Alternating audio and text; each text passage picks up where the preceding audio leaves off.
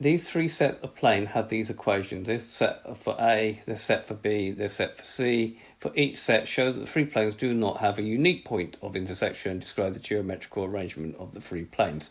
Okay, we're going to consider A first. 3x minus y plus 2z is equal to minus 1. Minus 6x plus 2y minus 4z is equal to 2.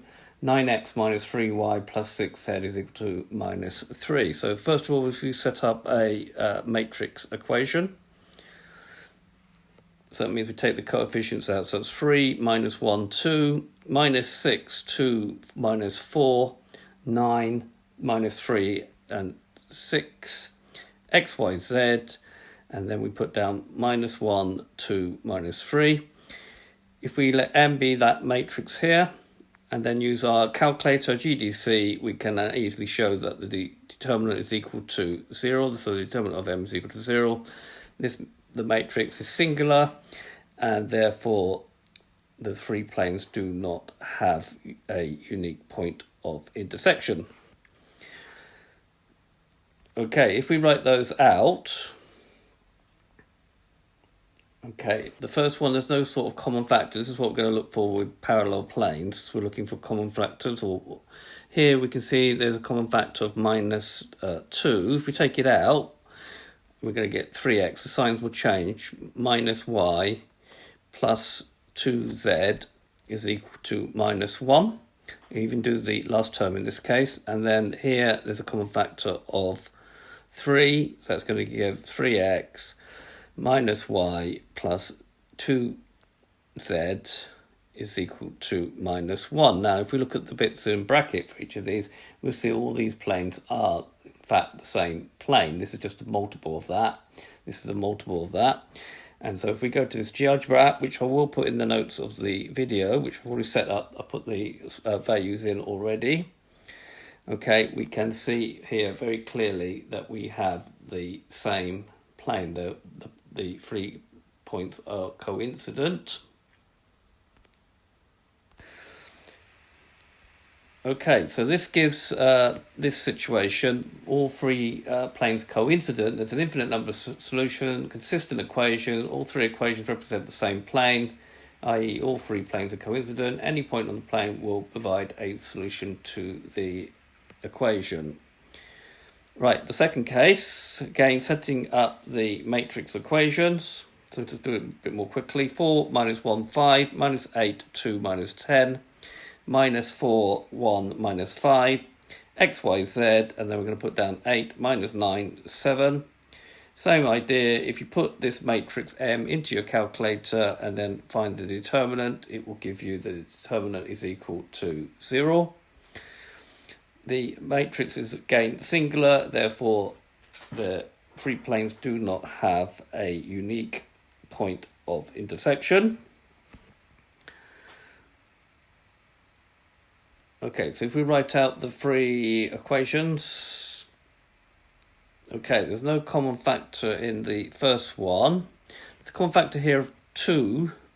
Well, in fact, I'm going to take out minus 2 because that will make the signs the same. That will give 4x minus y plus 5z is equal to minus 9. There isn't a common factor on this side, so I'll just leave it here. And then here, if I take out minus 1, again, I'm going to get 4x minus y plus 5z is equal to 7. So here in the brackets, I've got the same thing, 4x minus y plus 5z, but I've got a different number each time. This means that these three planes are, in fact, parallel. Again, we can see this from this GeoGebra app.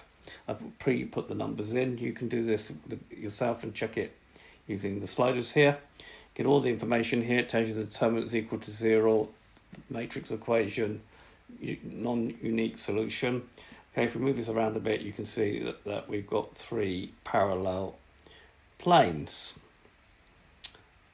Okay.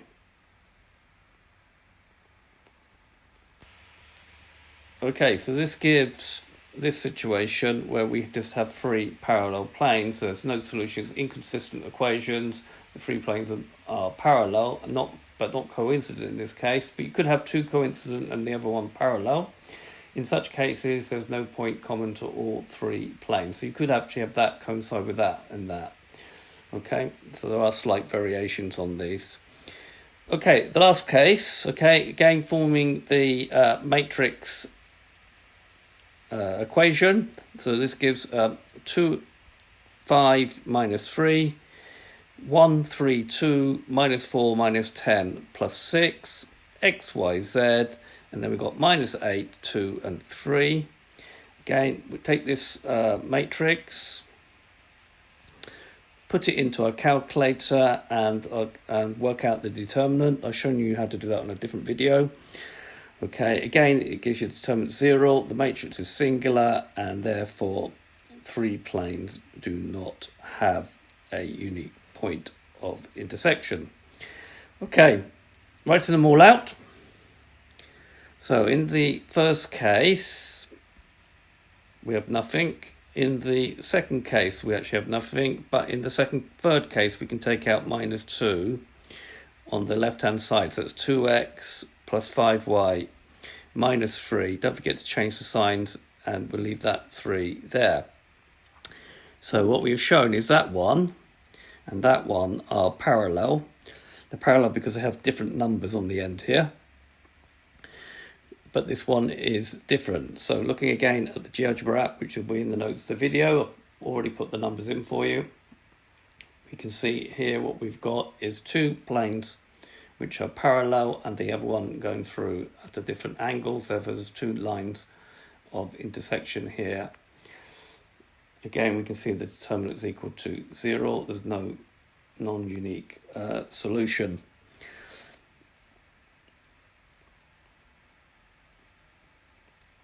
Okay, so this gives this situation. Okay, no solution, inconsistent. 2 other planes are parallel but not coincident. In such cases, there is no point common to all 3 planes. Sorry about that not being a capital T. Never mind. Okay, this has been a video to show you how to deal with parallel and coincident planes when solving 3 sets. I hope you've understood, and again, the GeoGebra app will be in the notes of the video, and I thank you very much for watching.